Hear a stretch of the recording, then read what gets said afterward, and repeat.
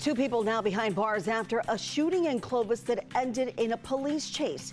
How police were able to track down the driver and his accomplice, and why they say technology used will also help in future crimes. A grassroots organization now speaking out over the possible cancellation of thousands of commercial driver's licenses. Every week of delay means more families living in fear, more driver sidelines, and more uncertainty rippling through our communities and supply chains. Why the organization is now filing a lawsuit against the California DMV, and why advocates argue that more needs to be done other than just delaying cancellations. Senate leaders now scrambling to avoid a government shutdown after votes to advance a funding bill stalled last night. What remains a major point of contention between the two parties, and why House Speaker Mike Johnson is warning that a short-term partial shutdown is likely to happen. And we're looking at Kingsburg right now, where it's very foggy out there right now. In fact, we got a lot of fog going on across the valley here once again. Yep, dealing with the same old out there for you. We'll track the visibilities for you, and we'll start taking a look at some of those foggy day schedules out there too. You're watching Fox 26, and now, great day.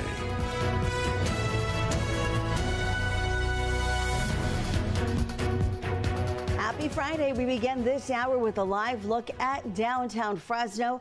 A little bit of a foggy Friday. Today's high in Fresno expected to reach 62 degrees. It felt like I was driving under it. Good morning to you. I'm Liz Gonzalez. I'm Carl Cook. And I'm Justin Willis. Thank you for joining us. Yeah, it seemed like, okay, somebody's got the finger on a trigger somewhere, and it's getting ready to just loosen it up and drop it down on us. Yeah, you know? That's true. I didn't see anything when I was driving in, so when I heard you and one of our photographers saying that there was some fog, I was like, oh. You know what was weird for me was a telltale sign that from my house, it's like the stadium for Selma High School, not too far from there, but it felt like there was such a bright light coming, and I'm thinking, wow, they've got the stadium lights on, and I'm driving. No, it was a shopping center. It's just, it gives you an idea of that cast when you put a really bright light and you turn on your brights into the fog, and it just goes, reflects it all. Yeah. Exactly. Yeah, so that's kind of what we're seeing this morning here, but we are expecting this fog to really develop for us as the morning goes on, so let's get to it here and show you what's going on with the visibilities right now. Yeah, we already got zero visibility down in Hanford there, and this is likely to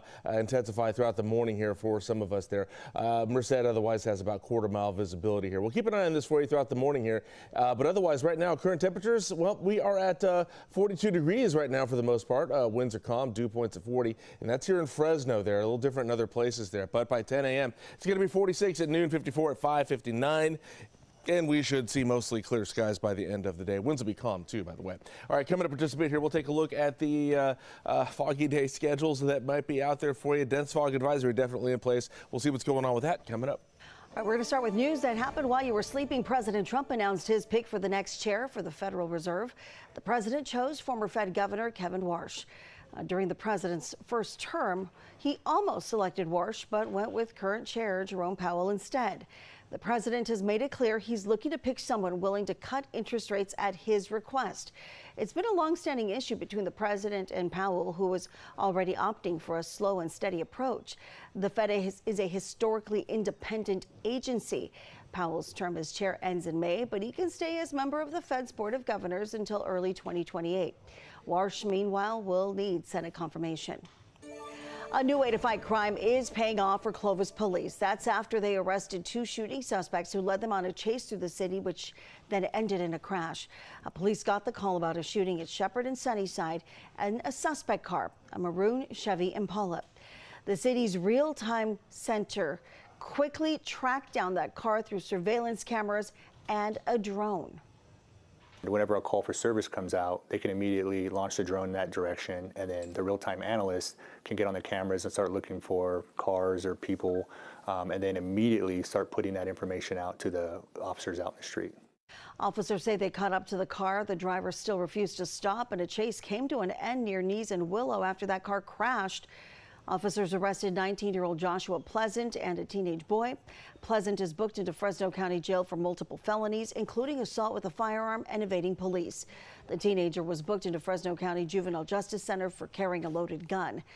We're told that no one, again, was hurt in the shooting. A Sanger man now in jail facing charges in the murder of a missing man. Earlier this month, the sheriff's office received a missing persons report about Garth Dustin Moore, 34 years old. Detectives followed lead and served a search warrant at a home near Highway 180 in South Leonard. They say based on evidence and information collected, they arrested 46-year-old Michael Bulike. He is now facing multiple felony charges and is not eligible for bail. In Visalia, a man now under arrest after trying to steal a bike, and the whole thing was caught on camera. Sierra Bicycle Works says the bike in the video is an electrical brand bicycle. These cost between $350 to $2,100. As you can see there, the man tried to leave without paying. One of the shop's employees just runs out and tackles him. The owners of the shop say the business just can't afford to lose more inventory. They say the business has had a bunch of thefts over the years. One even resulted in a significant insurance claim that resulted in higher premiums. Look at that. Police took the man into custody. The search continues this morning for 2 children after the CHP issued a statewide Amber Alert. Police say 9-year-old Sophia and 12-year-old Romeo Ordonez were abducted by 45-year-old Crystal Ordonez. According to the agency, they were last seen Wednesday night in Santa Clarita, which is in Los Angeles County. If you spot any of these people or have any information, call 911 immediately. Time is 5:05. Here's a live look at Highway 198 in Hanford. Wow. Very foggy down there in Hanford at the moment here. That part of the valley really seeing some dense fog there at the moment. And it's picking up in some other places too, and likely will as the morning goes on. We'll continue to keep an eye on these Caltrans cameras for you and let you know where it's going to be foggiest throughout the morning. And we are expecting quite a few schools and school districts to start sending us their foggy day schedules here. So if you need to send us yours, very simple to do. Go to kmph.com. You click the drop-down menu and you go to weather. You click on school closings and you submit your information that way. We'll let you know as soon as we get any in, but right now looks like we're fairly clear at the moment, that is. All right, here's our visibilities right now. Yeah, Hanford has the most dense fog right now at 0 visibility in that area. Lemoore likely getting pretty close. They're out at the air base there. It's looks like 3-mile visibility there. 2.5-mile visibility in Fresno. Merced's starting to get pretty foggy out there with a 1/4-mile visibility. Of course, we do have a dense fog advisory in effect because of it. So this one's going to be in effect until noon for us today, and will likely cover the entire San Joaquin Valley. At least the advisory does anyway. Kern County all the way up past Sacramento there on this fog advisory for you today, again until noon.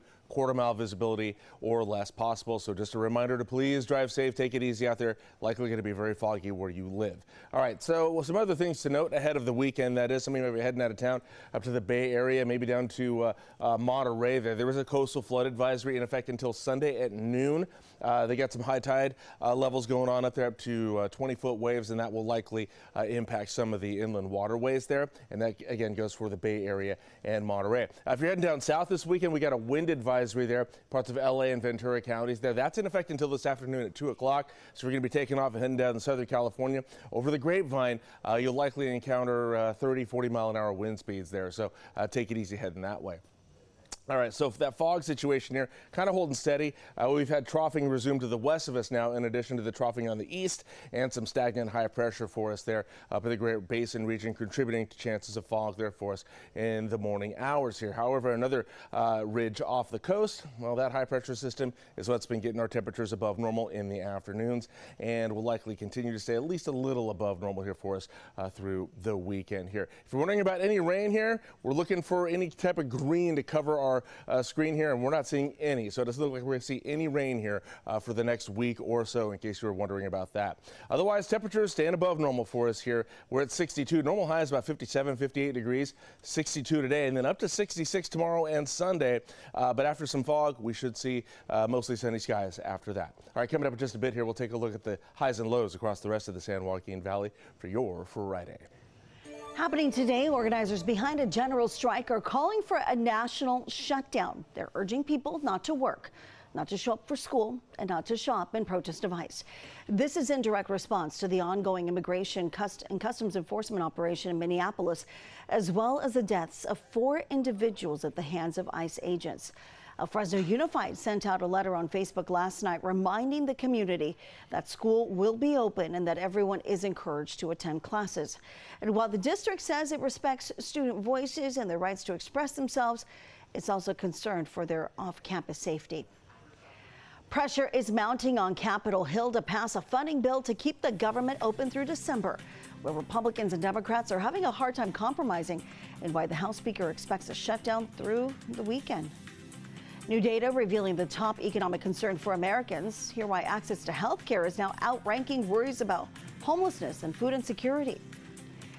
And a live look now at Shasta Dam in Northern California. The mist, not as much on the screen this time. It is 5:09 and 47 degrees at Shasta Lake. Find new headlines and the weather forecast on your screen all morning long, even through the commercial break.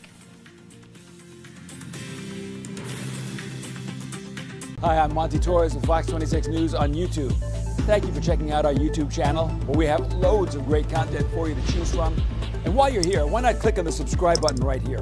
That way you can stay in touch with all the latest breaking news, everything news related within the Central Valley. And thank you for watching.